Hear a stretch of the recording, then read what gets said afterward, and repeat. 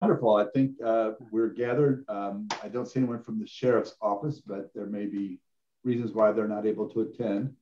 I just want to begin by, again, thanking all of you for coming forward and serving on this task force. I believe that the work that each one of you, the commitment, the honesty that each one of you have brought to this has made a difference and will continue to make a difference. And our community appreciates it. And this evening, we welcome our new police chief, Karl Oakman. And Chief, I've been telling people that you'd like to say that you were not only raised in the dot, but you were raised by the dot. And I love the way you put that. I think that's awesome. I know you were grew up in Argentina, and that was my stomping grounds as well, growing up. And in fact, my church is still in Argentina. I still go to church in Argentina. Well, pre-COVID, we did. So thank you, Chief, for taking time to come and share your plan, your hopes for Kansas City, Kansas. And I think it's appropriate at this time, again, for the members of the task force to introduce themselves. What we'll do this evening is we're going to give Chief Oakman an opportunity to, again, talk to us about his strategy moving forward. And then the task force will have opportunities to ask questions. And then we'll take questions from those who are Zooming in. So having said all that, I'm going to pass it over to Commissioner Johnson. If you would take the introductions, Commissioner Johnson. Okay, thank you, Mayor. Can you all hear me? I'm kind of yes. in between there. Okay. Yes, sir. Great. And Chief, we extend our thanks to you for being with us today with the task force. I'm looking forward to quite a robust conversation with you. And for all those that are watching, I'm Harold Johnson, Commissioner of the 4th District of the Unified Government of Wyandotte County, and have the pleasure of serving as the co-chair. I'll pass this on to Mr. Max Mendoza. I see your face first. Thank you, Commissioner. So I'm Max Mendoza, the Executive Director of Heartland 180, a youth service agency, and I'm also a local juvenile justice advocate for our youth, not only here in Wyandotte County, but across the state. So once again, saying what Commissioner said, we're glad to have you here, Mr. Chief Oakman, and I will pass it on. The next person on my screen is Dr. Hill. Hello and good evening. I am Evelyn Hill. I am the Director of Equity and Justice at Avenue of Life and also the convener for the Justice and Equity Coalition here in Wyandotte County, and very excited to be here and to meet Chief Oakman, and want to welcome you as part of, back to our community again. Thank you. Oh, do I need to do something? Okay, I'll ask Monsignor if he would go next. I'm Monsignor Stuart Swetland. I'm the president of Donnelly College. And I see next on the Mr. Smart. Hello, I am Curtis Smart. I currently work in healthcare. I am a physician recruiter, and congratulations to you, Chief Oakman, and we look forward to hearing from you. And thank you for all having me on the task force today. One last thing, I will be traveling pretty soon. I have to leave from work, so I may cut my camera off, but I'm still listening in.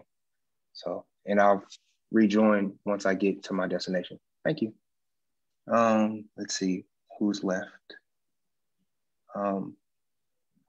Reverend Carter. Thank you, Curtis. I'm Reverend Tony Carter. I have the awesome privilege of serving as pastor of the Salem Missionary Baptist Church here in KCK.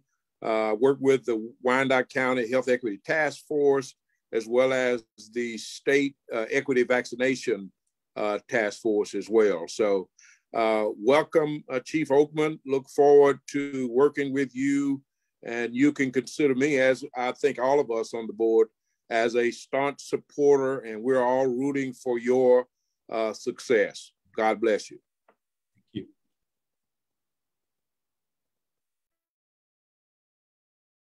And I'm going to present Ellie Castor. Thank you. Hello, I'm sorry my camera's not working so you get to see my picture, but my name is Ellie Castor. I am an alumni from Donnelly College and I'm continuing my education at Rutgers. I'll be a senior this fall, so one more year. It's been a pleasure working with this task force, and also congratulations, Chief Oakman. I look forward to hearing what you're going to be presenting with us today. Thank you. Mayor, I think we have Interim Chief York with us as well. Chief York, could you just introduce yourself as well? Sure. Thank you, Commissioner. Mike York, Deputy Chief of Police. And I'm excited to be here and to help out Chief Oakman any way I can. Thank you. Thank you so much. Mayor, back in your hands. I suppose I should introduce myself. I'm David Alvey, Mayor and CEO of Unified Government. It's me. Wyandotte County, Kansas City, Kansas. Again, I'm honored to serve with all the members of the task force. Chief, we're going to pass it over to you if you want to just give the community a sense of who you are, where you come from, why you do what you do, and what you hope to accomplish as we move forward, and what help you need from us as a community to really be able to accomplish your hopes, our hopes for our community. Well, good evening to everyone, and thank you for having me. Just a little bit about myself. As I mentioned, I grew up in Wyandotte County, born and raised, born at KU Hospital. Grew up in Argentine, towards early high school, moved over off of 5th and Freeman over there. Probably familiar with Gateway Plaza Homes. That's where I grew up over there. And I tell you, it feels so good to come home.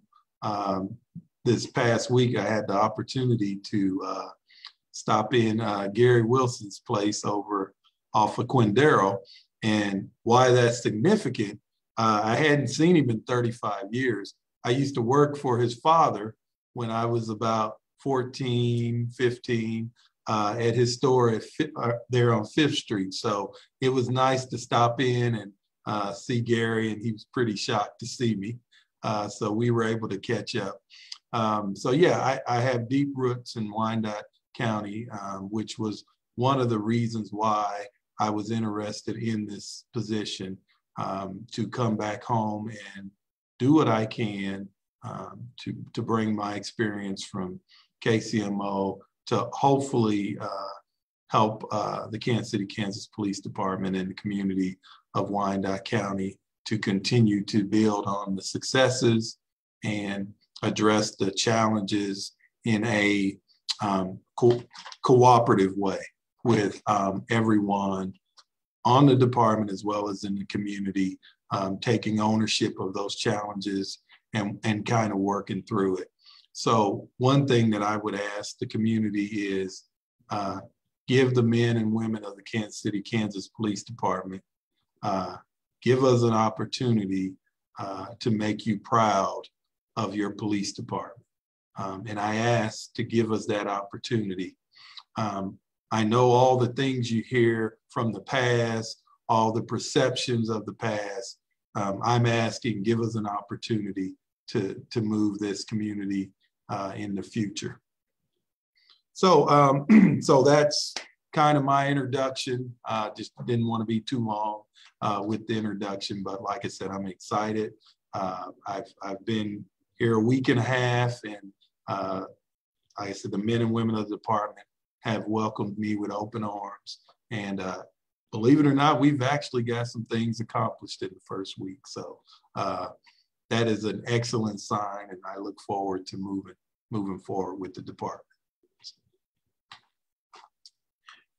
Now, I guess, do you want me, now I can kind of go into my plan and vision.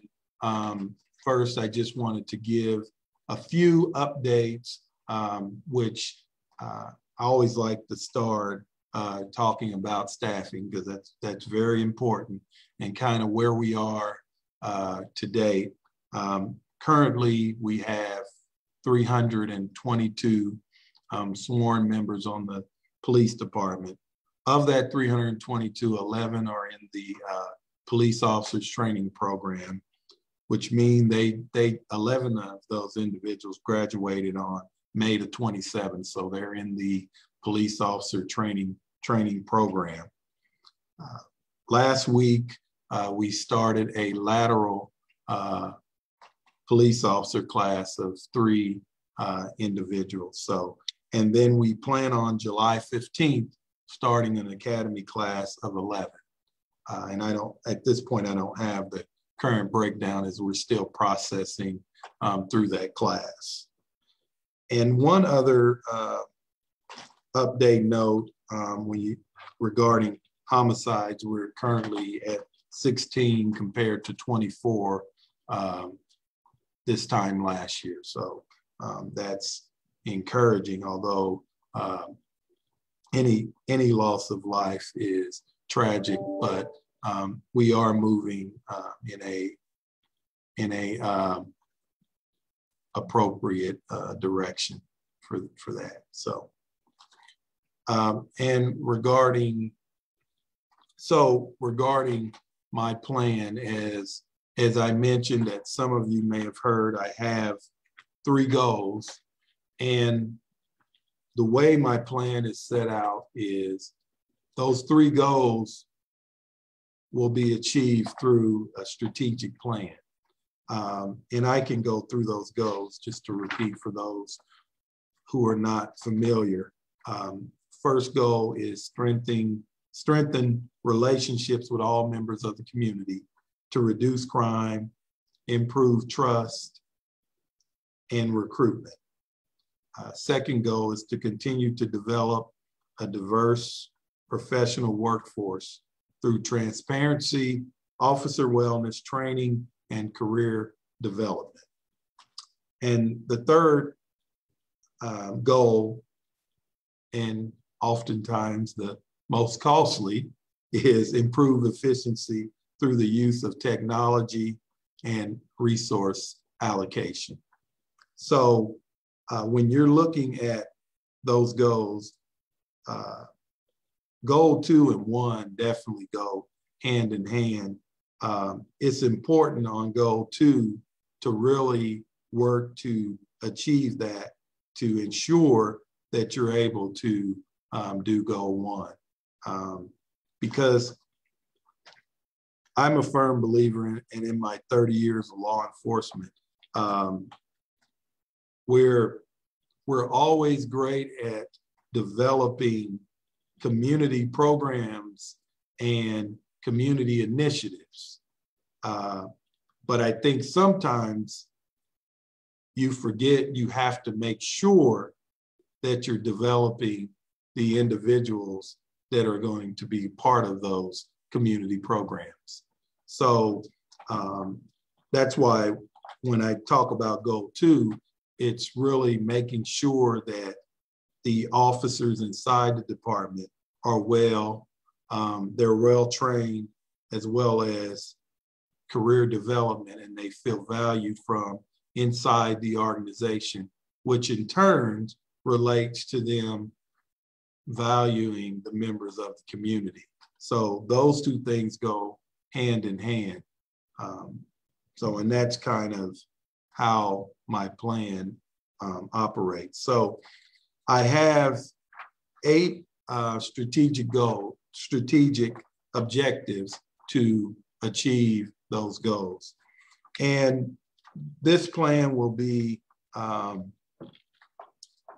shared and discussed with members of the department on the implementation strategies, the timeline, and other logistic issues that will arise from the plan.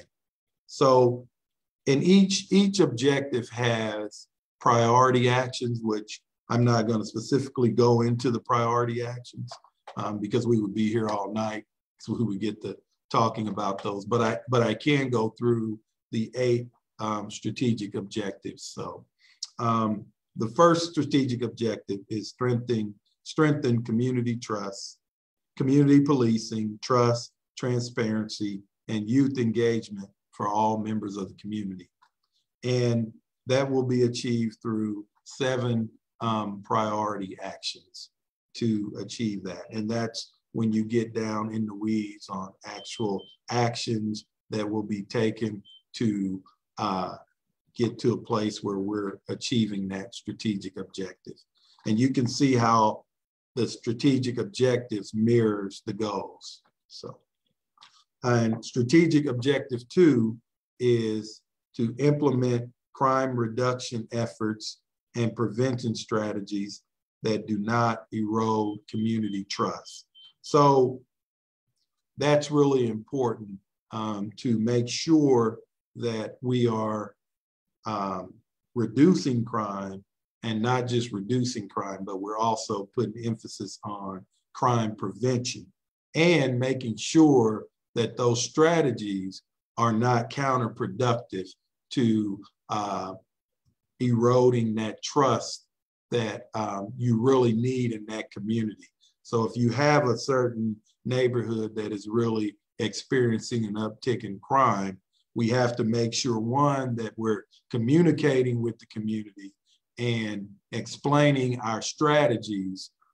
Some things you can't go into, but the things that we can be transparent about, we want to do that to make sure that the community is aware and that these plans are not counterproductive to what we're trying to achieve. And under that objective, I have 11 priority actions.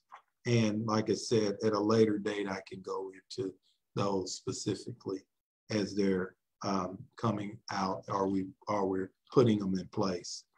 And strategic objective 3, review and improve police department technology. Now, one thing, as I mentioned, these objectives coincide with those goals. In addition, the order of these objectives coincide with the community surveys and what they wanted, what the community and the department felt was needed as a community based on the surveys.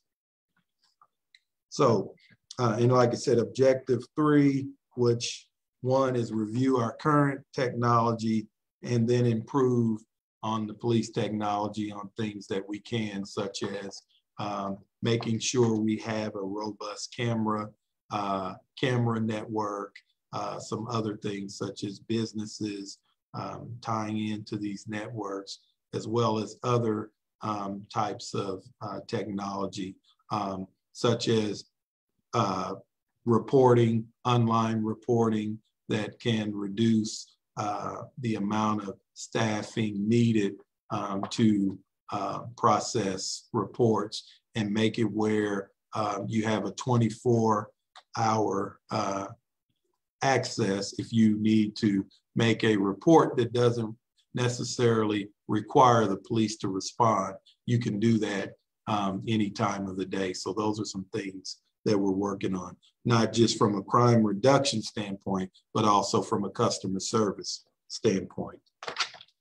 I have 5 priority actions under that. Strategic objective 4 is to proactively install a strong culture of open communication within the police department with an emphasis on feedback and engagement by all ranks.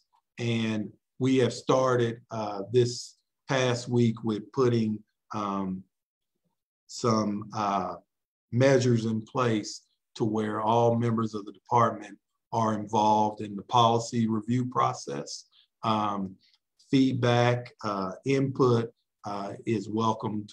Not to say that it hasn't been in the past, but clearly there is a directive now that all members are able to give feedback and input in policy decisions and revisions, which is very important because you want to make sure that you're holding officers accountable to following policies, and you're more apt to follow policies if you feel you have a voice in the development of policies. So that's something that we started last week.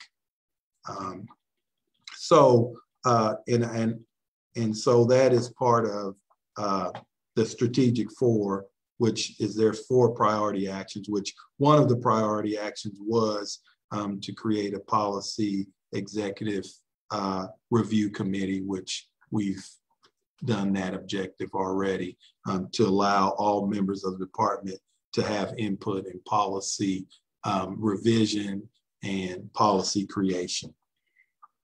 Moving on, strategic objective 5 is to develop a detailed professional career development program for all members of the department.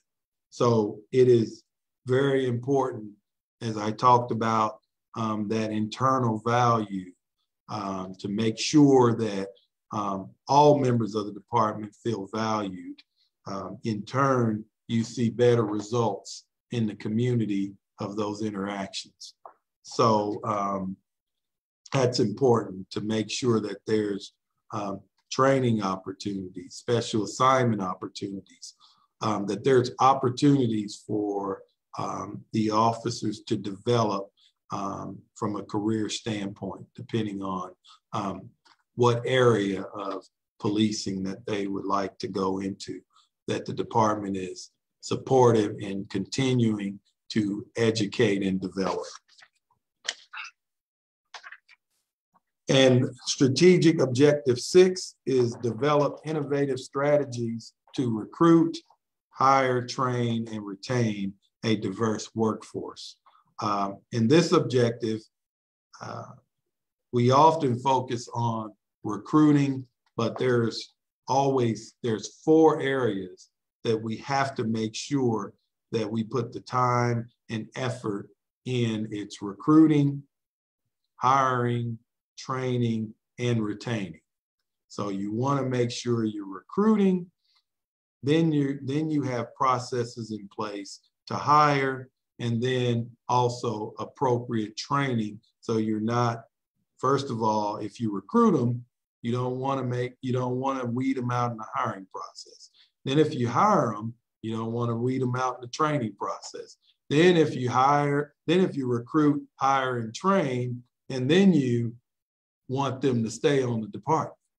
So it's a 4-step process, and we really have to improve in all 4 steps.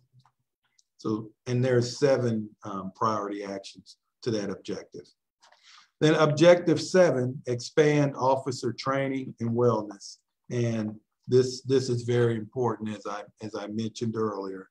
We have to make sure that the officers that are out on the street are well physically, mentally, and emotionally.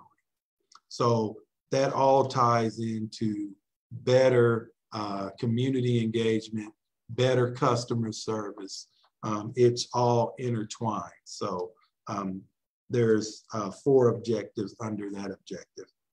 And then the last objective is eliminate inefficiencies to reduce costs, increase staffing, and police visibility. So it is very important to make sure that we have adequate police visibility. When I was in KCMO, we determined that about 70% of the homicides were occurring outside, which tells me that there is an opportunity there through visibility to possibly reduce some of those homicides by just being visible and in the area. So that is very important. So part of that objective will look at strategies to make sure that we're able to implement more police visibility. And that completes the objectives. And as we look to implement the priority actions, if we will have a work plan with an implementation time frame, and then look at the fiscal impact. And most of, with the exception of equipment and technology changes, most of the impact would be on staffing. So that's the main fiscal impact. So at that time, I would like to take any questions that you may have. Are there any questions from any of the coalition members, task force members? This is Evelyn. Go ahead, Dr. Hill, and then we'll hear from Max.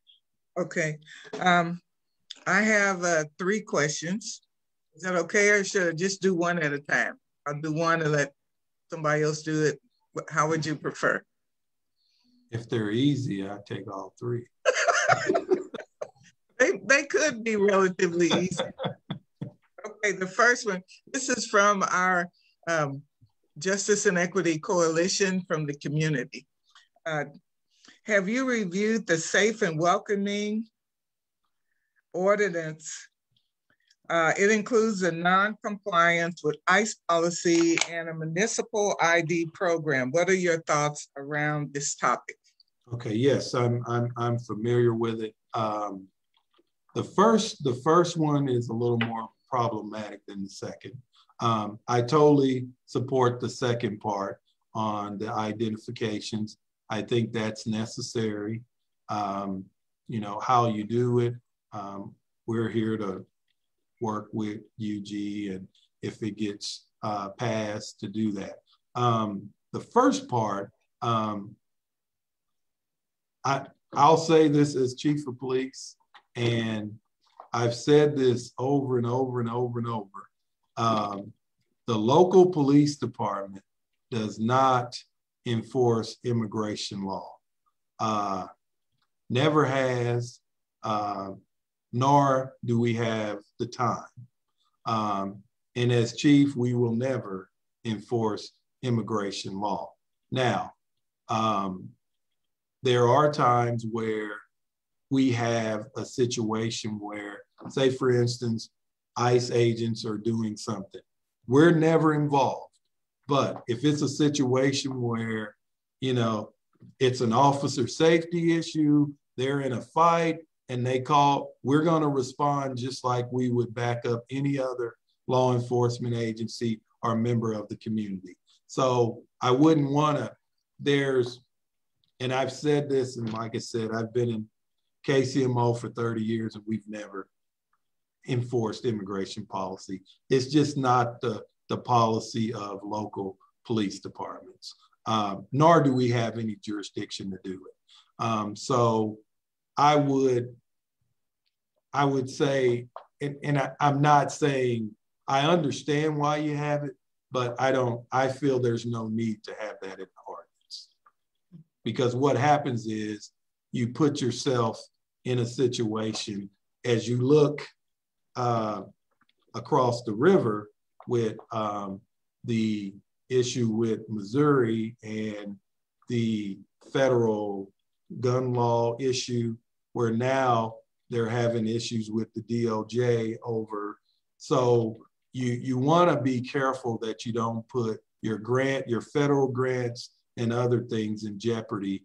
And really, it's something that's really not needed because we don't operate like that. So hopefully that answers your question. Yes, thank you. But I totally support the identification part of that ordinance. Okay, thank you. And what is your opinion or knowledge of police signatures for U visa applications?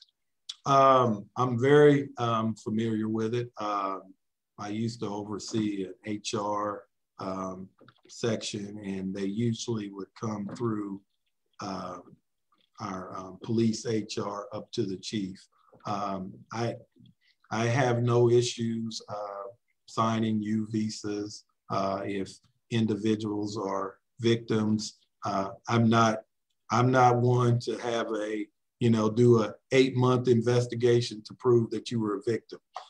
If it's in the report, the evidence supported, we'll sign off on it, because the police department is not the final. That's just one part of it. It's normally a 2-year process, and the federal government, even if the police chief signs off on it, it's still the federal government, ultimately up to the federal government whether or not they approve that U visa. But like I said, I'm not going as the chief and as a department, we're not going to do these deep, thorough, week, month-long investigations to prove whether or not you were a victim. If the evidence support it, we have the report, we'll sign off on it. Okay, thank you. And here's the last of the 3. How will you address the injustices in our community done by police officers, both in the past and as far as prevention? Well, as the new police chief, and keyword is new, the past, there's nothing I can do about the past unless you have a member that's currently on the department and there was some allegation. We get those all the time. We address them. Even if it happened months ago, they get addressed. But I can tell you, as chief, we will clearly address any type of misconduct, whether it's policy violations or it's criminal violations. They will be addressed. Not to go into any details. The police departments, we get things all the time that the public may not be aware of, that we address either through discipline or referring it for an investigation to be referred to the DA's office. So we will never stand in the way of any criminal investigation. We will make sure that our members are following policy, and when they don't, we will make sure if it's something that rises to discipline, they will be disciplined. If it's something that can be corrected in training, they will be trained. But we will hold every member accountable for their actions, and that's the direction that this department is moving in. And that's as I mentioned earlier, give us the opportunity to make you proud of your police department. Okay, thank you. You're welcome. I guess that leaves me now.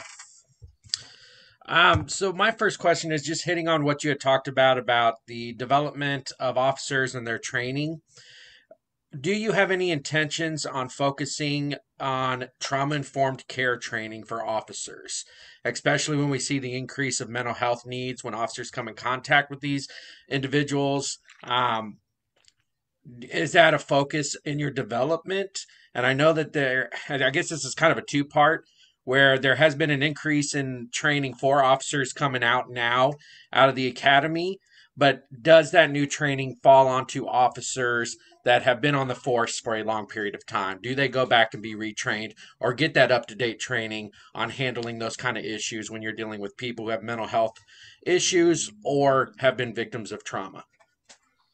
Well, yes. As you're probably familiar with CIT, every officer is trained in CIT, and one component to the CIT is understanding, being able to relate to someone who is experiencing mental trauma. Also, another part of that CIT training is de-escalation, which is incorporated in that training. And yes, we're looking at several different options, such as adding another co-responder. And when you talk about, I know the hot topic is mental health providers responding on calls with officers. And you can do that, and we're looking at doing that, but you have to be very careful from the officer safety standpoint. And one of the other things that was done in KCMO that was very beneficial is the other side of it. And that's something that I'm looking at doing, is putting social workers in each of the patrol divisions, because also in addition to that, when you're talking about someone having mental health issues, there's also opportunity for prevention as well as follow-up. And oftentimes your patrol officer knows more of what's going on and can make those referrals to different social workers, because there may be, there may be an education component. There may be a healthcare component, not just mental health care, but general health care. Like I said, substance abuse, needing food, housing, a lot of different services that can be referred from those patrol officers, because oftentimes the patrol officer gets there and they recognize these issues. Well, they have to make 6, 7, 8, 9, 10 calls to different people. Whereas if they could call one person who could then do that for them and get those services for those people, as well as following up afterwards. I think that's a big problem, because oftentimes we'll do what we can, but you really don't have the time to follow up. And I think when you talk about mental health, a lot of times you need to have that follow-up, because the majority, 90% of people in mental health are not necessarily violent, but there is that 10% that is violent, and you have to really be careful on dealing with that. But through training like CIT and things that we can do, because we have a annual in-service training platform that we can add additional training, so officers are getting refreshers each year. But that's really important, to be able to identify that 90 that need services, and then that 10% where you have to really be careful and handle it with a de-escalation approach. So yeah, there is training available, and we do yearly updates on different types of training dealing with trauma and other issues. Thank you. And then my final question is, you talk about youth engagement. Mm-hmm. Beyond what currently is done with the local department, what more do you have planned on doing youth engagement? Good question. One is continuing to, I don't know if most of you are familiar with the Police Athletic League, that's one avenue to bring some innovative programs. I tell you, when I was a young man living in Gateway, I wish I had a PAL that was within walking distance, because you can walk right up to PAL if you lived down in Gateway. But some of the things that are being done in PAL, like for instance, a program now that the police department is working on with PAL is driver's education. Now, why that's important: one, the police officers are going to actually be trained driving instructors to engage with the kids in PAL. Well, what this does is there's 3 things that it does. One, you're going to teach them how to be excellent drivers, we hope, but yeah, excellent drivers. 2, they'll understand that interaction with the police, even when they come up on a situation where unfortunately they may make a traffic violation and have to interact with the police. They'll understand that process.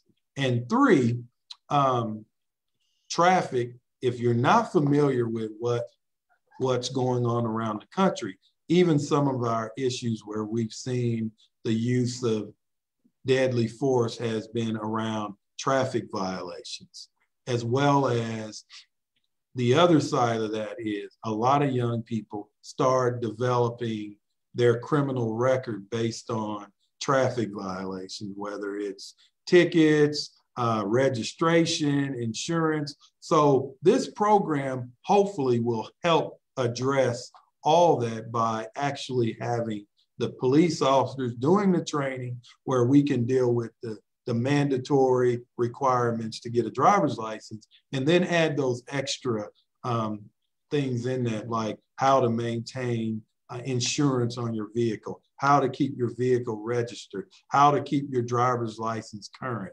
So I think this will be an excellent program. And I think it's something that, if I'm not aware of any programs like this in the country actually using the police through PAL. So that's one of the things, in addition to some others such as summer police youth academies, which we're looking at instituting in 2022, and it would be geographically based. So every division, patrol division, will run their own summer program for those individuals that are in their district.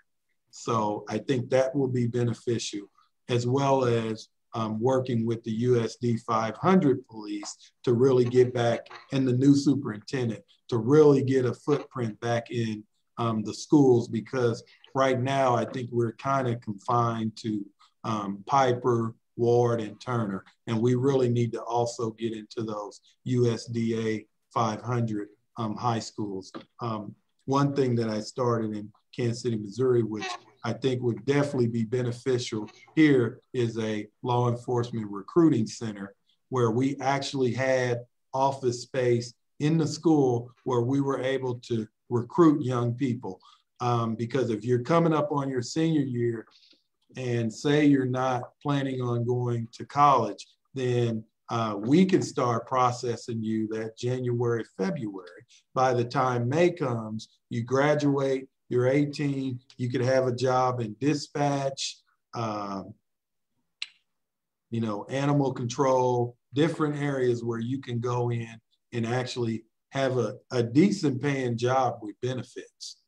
So those are some of the things that you can look at in youth engagement, as well as just being involved in the youth, understanding that the police department is here to serve them and to be involved in those activities. So there's a whole list of things, but it is definitely a priority.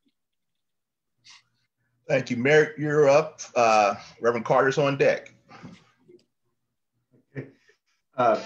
Chief, one of the things that would seem intuitive, that promoting visibility or having law enforcement officers on the streets, interacting with people and just going about their day-to-day, stopping in on businesses and so forth, seems to be a very, you get the sense of what's going on, you get information that way, you can identify who might be needing help, who's might be a problem. But it seemed that the obstacle to that is obviously having enough police officers, because if you're on foot, you're not covering a lot of territory. And if you're in your car, you're not getting as much interaction. So that's a difficult one. So I'm keen on the budget piece here, but understand that that's an important priority and that we should accommodate that. So could you just discuss that a little bit? Yeah, and that's always the key, is having enough officers to do that. But there are some ways that you can look at areas that you can break down in geographical areas. And we've always addressed issues in crime neighborhoods, but what we found out is we always have the areas too large. And there's a new program out of Rutgers, and we were able to dove in it a little bit in KCMO, and it's called RTM, or risk terrain measuring. And the way it works is you make those areas where they're 2 to 3 square blocks, and you focus in those neighborhoods, being visible, talking to people. And as you see, we did see a big reduction in violent crime in that particular area. But keep in mind, it's a small area. But then you're able to set up and build relationships. So then you can move on to the next small area. And before you know it, you'll have a big area handled small pockets at a time. And that's the way you have to do it when you have a lack of staffing and officers. So there is some ways to do it. It would be less difficult if you had more people, but there are ways you can get it done and accomplished. Reverend Carter and Monsignor on deck. Thank you, Commissioner Johnson. Chief, again, thank you for being here and thank you for being so open and honest. I'm not saying that to insinuate that prior to you being here that wasn't happening. It's always been the case. I think that's something we need to illuminate. But I noticed that your first goal is strengthening relationships, and then your first strategic objective is to strengthen community trust. I think those two go hand in hand. And while I think it's good to say strengthen relationships, I think there are some relationships that haven't been built yet that need to be built. And I think that's going to be the key. I think building trust, particularly in the community, is going to mean trying to establish some new relationships with some areas of the population where that hasn't been available. How do you plan, or are there any plans to begin building those new relationships so that then I think the relationships as a whole will be strengthened? Yeah, and when I go into more detail on that, and I would actually add one more point to building new relationships. Part of that is also restoring brokenness. And that's how I look at it, that we have to make sure that we're restoring, we're creating new relationships, strengthening existing ones, and restoring broken ones. And one of those is making sure that the police department is really conveying the successes to the community. Because, I've been in policing for 30 years. And one thing we do not do a good job of is celebrating our successes and telling all members of the community what we do well. Not just the members of the community who support us. We're good at telling them about all the good things we do, but we need even those parts of the community that we may have broken relationships or where we need to restore relationships. We need to really start off by really explaining some of the things we do well and let them be a part of those things that we do well. Give them the opportunities to work with the police, to be involved in our plans, like even with our community policing unit, which is an excellent unit. But there is some things we can do. We can expand on that unit and to continue to outreach the community. So I was like this past Saturday, I was at the parade, the Juneteenth parade, and there was a few issues with traffic control. So there was a couple officers were there, and I mean, these officers just rose to the occasion. They were like, hey, we're here. We'll figure it out. We'll make sure it's a successful parade. And they did it. They made sure that they were able to block traffic, get everything done. And it was just a good interaction with the parade organizer. There wasn't finger pointing. Those are the things that build relationships.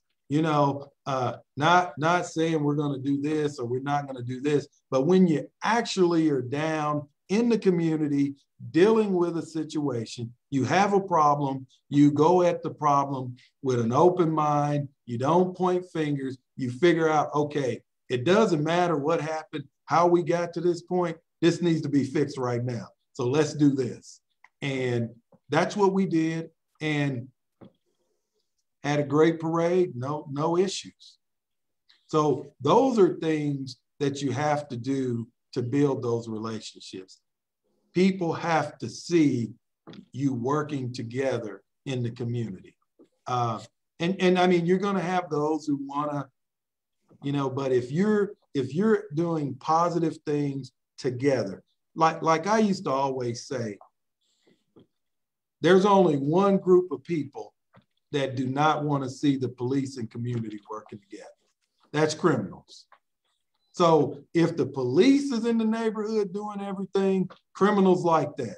If the community's in the neighborhood doing everything, criminals like that.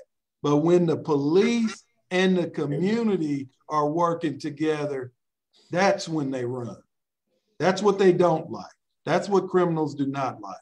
So that's what we have to do. We have to really work together. And I mean, we have to work together on the simple things so we can address the difficult ones. So hopefully that kind of answered your question a little. It did. Thank you. I've got one other question, then I'm going to get out of the way for Monsignor.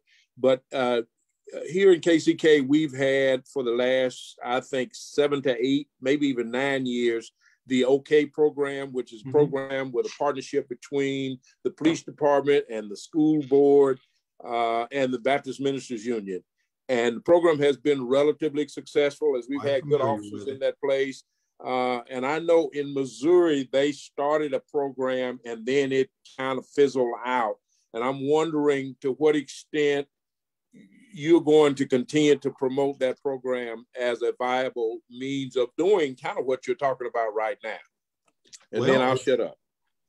It's a great discussion because I was the deputy chief that ended up, actually, I'm the deputy chief that brought at the time in Kansas City, Missouri, that brought that program to KCMO. And then eventually I oversaw it.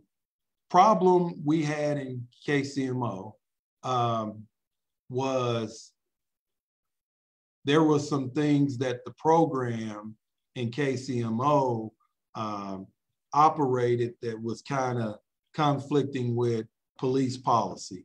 So there were some issues there. We tried to work them out. We couldn't quite get there. So ultimately, the program kind of fizzled out.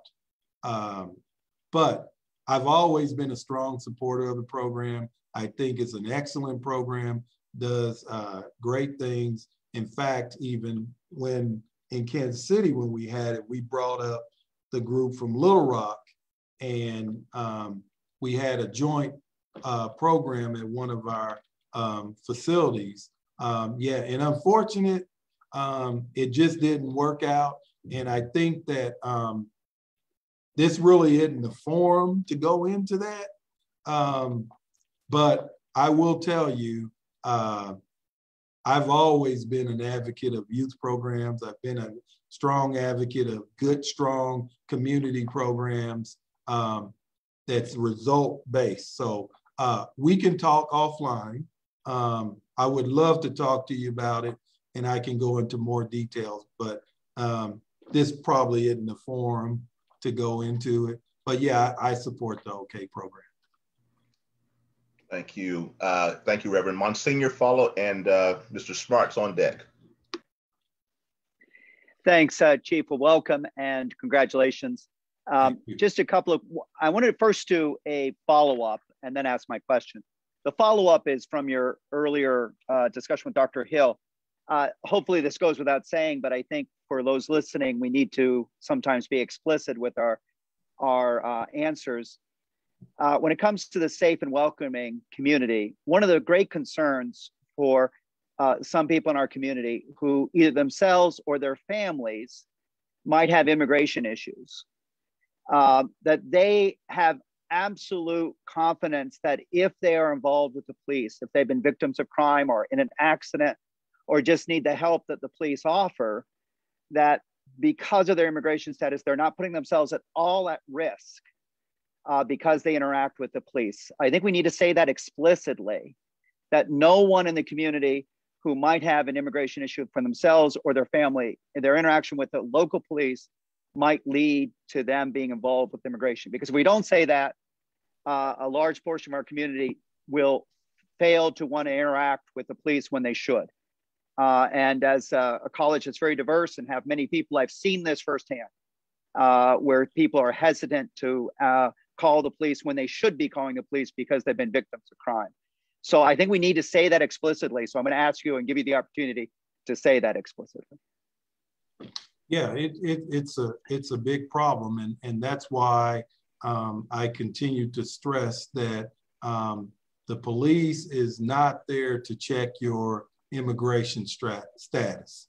Now, the only time that comes in play is if you're arrested for a felony and you're being held for a felony, then yeah, that's gonna happen. That's a different thing. But getting a traffic ticket or something similar to that, no, your immigration status does not come into play. And it's very important that, to your point, is that I think that by the fear of dealing with the police, I think it's creating environments for things such as gangs to flourish in certain neighborhoods.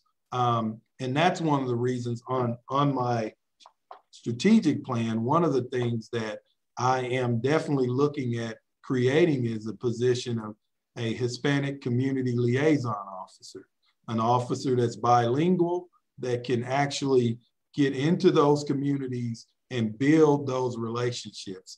Because I mean, I can sit here and say it all day long, but until you have that personal connection with a police officer who can actually start bridging that gap and really explaining it and actually seeing it in action, I think that until that gets in place, it's going to continue to be a problem.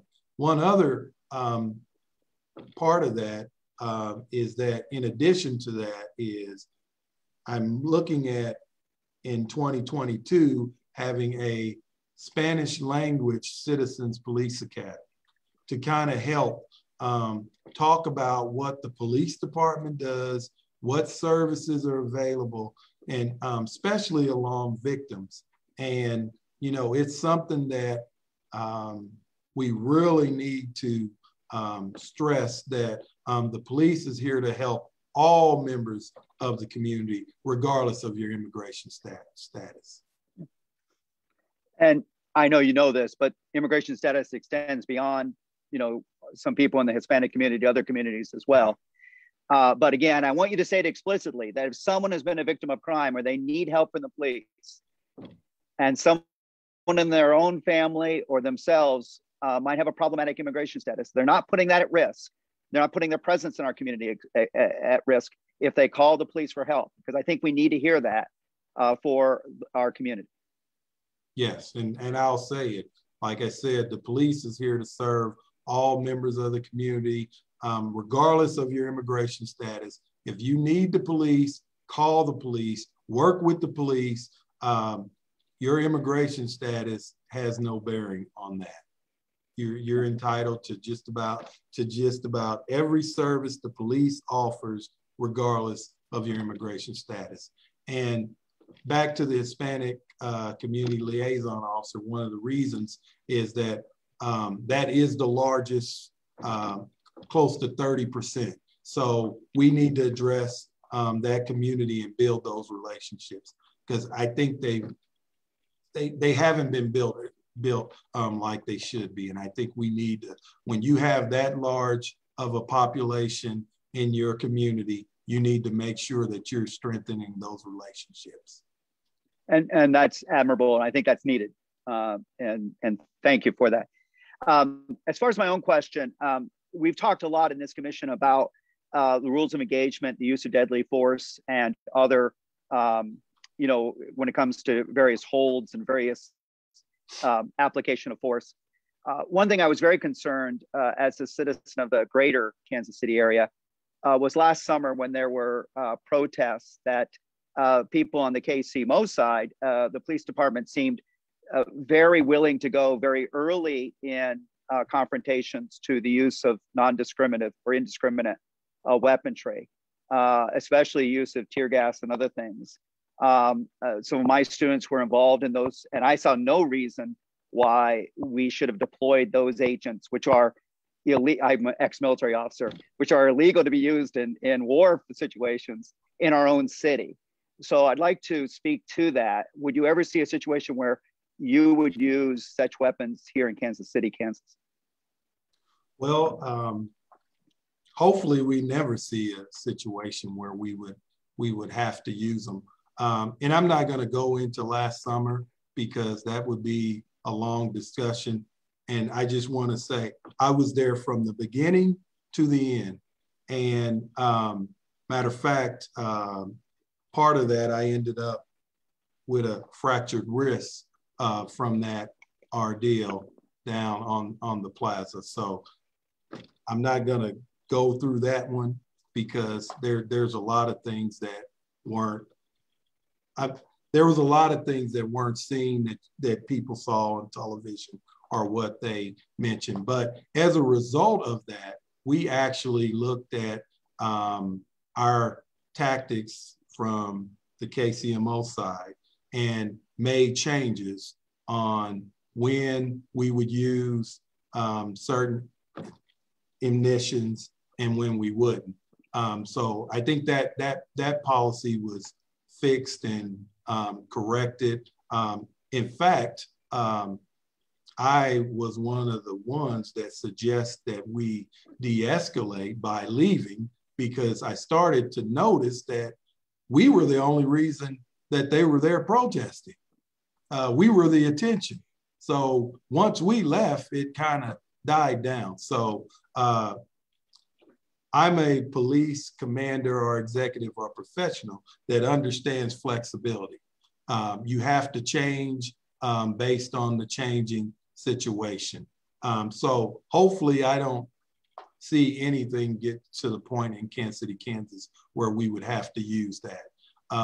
And I think that it has to be at a point where lives are at risk and there's no other way to control it because at the end of the day, the police does have to restore order if it gets to that point. But your normal, and I want to be clear on protests, which I also had to educate some of the officers in KCMO about protests. There's really three types of protests. And sometimes people don't want to hear this, but there's three types of protests. There's peaceful protests, there's legal protests, and then there's, where you're setting cars on fire, rioting, all that. That's a whole nother thing. So I always want to differentiate between legal and peaceful. Everybody has a right to a legal protest. Whether you like it or not, everyone has that right. But a legal protest and a peaceful protest isn't the same thing. And what I mean by that is, I'll give you an example. Peaceful protests, you're basically, you can mention anything you're protesting. You're holding signs, you're saying, hey, we're against this, we don't like this, blah, blah, you're doing that. Like what we had today, peaceful protests, no issues. Legal protests is, you have a right to protest, but I'm shouting at the police, I'm calling them obscenities, I'm using every word in the book, making threats, I'm gonna do this to your family, I'm gonna do this to that. That's not peaceful, but it's legal. And so I think the police have learned that, unfortunately, it's legal to insult the police. So it doesn't create that situation where you start feeling uneasy and want to use force because someone is saying something that's offensive to you. So, and as a police department, you have to understand the two. Right. And if I can just suggest one thing I think works, or I've seen work in other settings, is when those rules of engagements are vetted through community police relationships, you know, the setups we have of community representatives, so that everybody in the community, just like the police, as you said earlier, rightfully want to have buy-in on the rules and regs that they are held by internally. I think it's important that we vet and everybody knows those rules of engagement so that they're vetted broadly and accepted broadly. So if they ever have to be used, we're not, you know, doing something that wasn't already vetted by the greater community. Okay, thank you. Monsignor. Mr. Smart. Yes. So my question is more geared to, and I have a two-part question, by the way. My question is more geared towards the traffic stop. So I noticed that a lot of times, especially when America's been watching kind of this thing unfold between police and police brutality, it's happened during traffic stops. And it was kind of due to a failure to de-escalate. So what is your view and what is your initiative on de-escalation in a traffic stop, and how do you plan to implement that? And then the second part to my question is, what is your view on body cams, and will this be a part of that initiative, and have they helped de-escalate, or have they increased the escalation process of traffic stop? Well, when you talk about de-escalation, all officers are trained on de-escalation.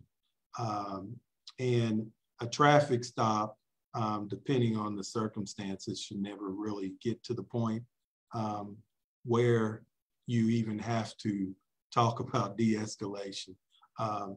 Depending on, you know, if it's the typical traffic stop, someone runs a red light, you're walking up, hey, this is why I stopped you, driver's license, insurance, registration. That should be a simple process. And oftentimes when, even if you, a lot of times when you talk about de-escalation, not just even the force part of it, I think one of the big problems, and this is one thing that I'm a full supporter of, I think verbal de-escalation is always the key, because what happens is if you're riled up, it tends to fall into physical. So oftentimes, even how you approach a vehicle can determine how the traffic stop's going. So one thing you want to always do is make sure that officers are adequately trained on how to approach a vehicle and making sure that you handle it from a customer service. Because regardless, giving a ticket is still a customer service action. I mean, you should still have good service, even if you have to give someone, news that they may not want to hear. But as I talked about earlier with Powell, that's one of the things, because you talk about traffic stops, and the other side of it, the police department does millions of traffic stops a year that go just fine. So it's something that body cams does help, whether you're violating the policy or not. On a body cam, you can start seeing the temperature of a particular officer and know, okay, it's time to kind of intervene in this and make sure that they understand this is the proper way to display customer service on a traffic stop.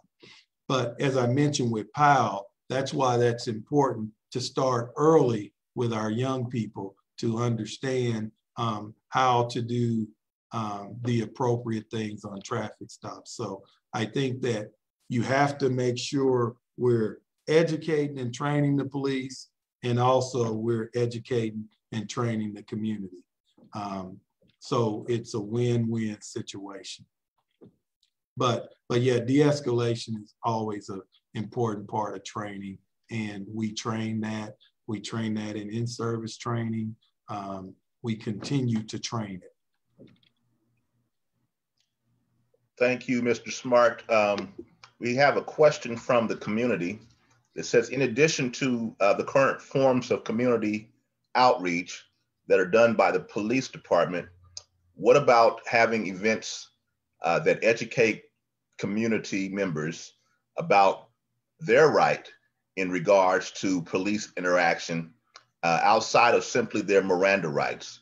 For example, the right to not consent to searches.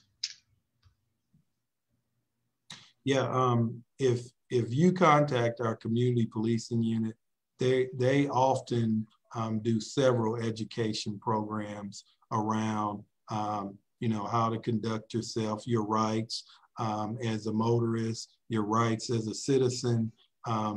We have several programs available for that. So if you would just contact our community policing unit, they will be able to set you up with all the programs that they offer. And I will put a plug in for the Citizens Academy. Had a chance to go to it just last year for the first time, and what a wonderful experience. What an eye-opening experience. I'm absolutely certain that the average citizen does not really understand the depth of work that our police officers encounter on a day-to-day basis, as well as how the police department is engaging the community every single day in ways that we're not always aware of. So I would put that plug in for you all there. Well, I don't think we have any further questions. If they are, this is your opportunity to ask those from anyone, or any other discussion points that anyone wants to offer to our chief. Oh, yes, I see. Ellie, thank you.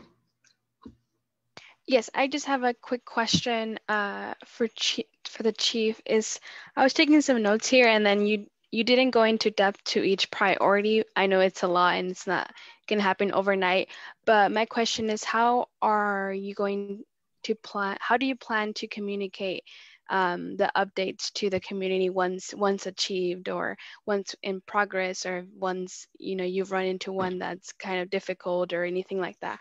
How do you plan to update the community that those you're still working on them, even if they don't see it right away? Yeah, I do have a update where I will be giving an update, and I haven't determined at what time limit, because I figure based on the objectives, I'm looking at an implementation of about 18 months. And as you mentioned, some will be easier than others to implement, especially those that are not around cost and staffing. But as they are implemented, I will update the community. And in fact, this is the perfect forum to do that. Great. Mayor, did I see your hand, or? Okay, it's in your hands. I just want to offer an open invitation to Chief Oakman that as we move forward, if there is a topic that you would like us to address to the task force that you think would be helpful, we would be pleased to assist in that.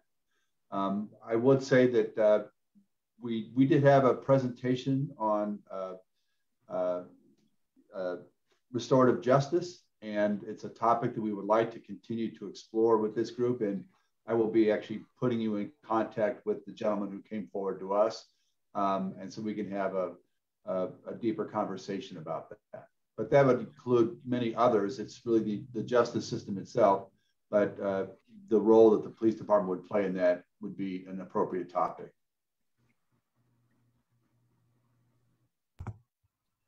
All right.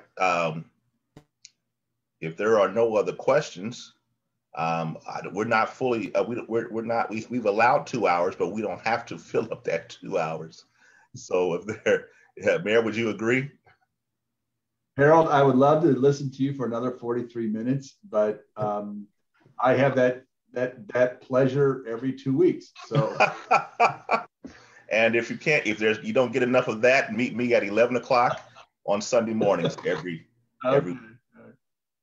All right. Well, thank you all. Chief, we thank you so much for making yourself available to us, and the depth of your questions is greatly appreciated. We look forward to working with you, to supporting you, and wishing you well in all of your endeavors as you move forward in your leadership of the Kansas City, Kansas Police Department. Do you have any summative comments or concluding comments before we sign off? Oh no, just thank you. You know, I enjoy forums like this where we can have open and honest discussion. And if anyone has any ideals, feel free to get in contact with me. So, like I said, I'm open, flexible, and you know, I'm the type of person that you can disagree with me all you want. I don't take disagreement personal. So we can disagree, but I will tell you this: 90% of the time, I think we're going to agree, because I think when you put the well-being of the community first, you definitely will agree on most things. So, well, great, thank you so much. Well, everyone, we thank you all for being a part of this, participating, and those that are watching. Keep your eyes and ears open. We'll be back soon with other exciting topics. Thanks so much, and we are adjourned. Thank you. Thank you. Thank you, Commissioner. Thank you. Bye, guys. See ya.